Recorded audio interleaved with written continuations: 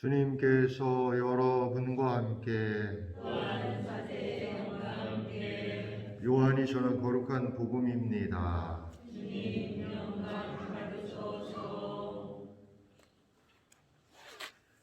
그때 예수님께서 제자들에게 말씀하셨다.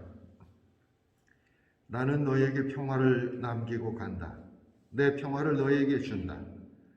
내가 주는 평화는 세상이 주는 평화와 같지 않다. 너희 마음이 산란해지는 일도 겁을 내는 일도 없도록 하여라. 나는 갔다가 너희에게 돌아온다고 한 내 말을 너희는 들었다. 너희가 나를 사랑한다면 내가 아버지께 가는 것을 기뻐할 것이다. 아버지께서 나보다 위대하신 분이시기 때문이다.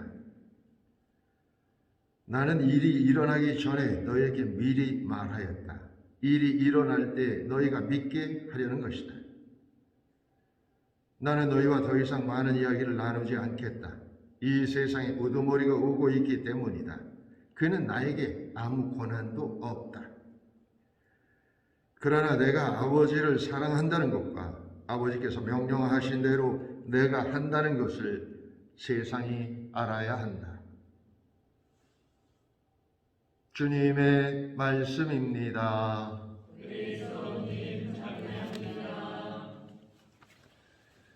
참 예수님. 사실은 이제 그 요한복음 14장은 이제 어떻게 보면 뭐 예수님의 유언 비슷한 그런 내용들이 쭉 있습니다. 그런데 이제 오늘 우리가 듣게 되는 14장의 일부는 내가 너에게 평화를 주는데 이 세상이 주는 평화와는 다른 평화다. 그러면 이 세상 평화는 과연 어떤 평화길래 이 세상이 주는 평화하고 다른 평화를 우리에게 준다는 것인가? 우선 이 세상 평화를 한번 생각해 본다면 사실 이 세상에서 우리가 평화롭다고 생각하는 그 평화는 어쩌면 이렇게 신기루 같은 또는 착각일 수도 있고 그렇다는 생각이 듭니다.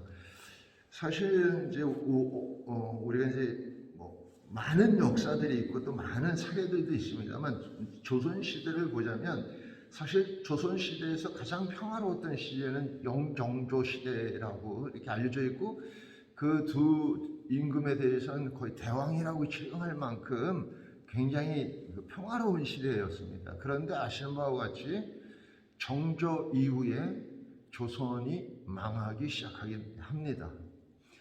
그러니까 그 세상이 누리는 평화라고 하는 것은 마치 살얼음 우리 위를 걷는 것과 같은 평화, 언제든지 깨질 수 있는 평화이기 때문에 그래서 사람들은 본능적으로 그렇습니다. 행복할 때는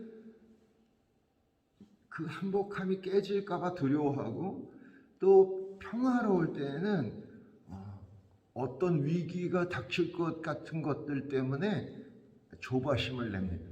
그것은 아마도 인류가 이 세상에 살아가면서 자연적으로 체득한 것일 수 있어요. 그런데 예수님은 그런 평화, 언제든지 사라질 수 있는 행복, 언제든지 넘어질 수 있는 행복, 그런 것이 아니라 진짜 참 평화를 주신다고 약속하셨는데 이 참 평화는 바로 예수님의 죽음으로 오는 평화이기 때문입니다.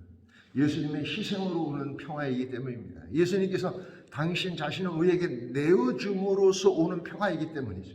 그 어떤 성현이라고 불리우는 사람들조차도 자신들을 희생하면서까지 평화를 준 사람은 아무도 없습니다. 이게 예컨대 우리가 잘 아는 부처님이나 공자님, 마음에 아무 어떤 사람을 해놔도 그 누구도 자기를 희생하면서 우리에게 평화를 주려고 하지 않는다는 것이죠. 오늘 복음은 나는 이 일이 일어나기 전에 너에게 미리 말하였다. 이 일이라고 하는 게 바로 십자가의 길이거든요. 그러니까 당신을 희생해서 내가 너에게 주는 평화니까, 다시 말해서 하늘의 씨앗이 되어주는 평화니까 그 씨앗으로부터 나온 여러분들이야말로 평화로울 수밖에 없다는 뜻입니다. 그런데 이 예수님의 이 가르침은 우리에게 한 가지 꼭 점검한다고 할까? 또 한 가지 꼭 조건이 붙는다 그럴까 하는 것이 있는데, 그건 뭐냐면 우리도 농부가 아니라 씨앗을 선택해야 한다는 뜻이에요. 왜냐하면 농부는 씨앗을 행복하게 평화롭게 해줄 수 없습니다. 그 씨앗이 행복한 씨앗이어야 거기서 나오는 싹도 열매도 행복한 열매가 될 수 있기 때문이죠.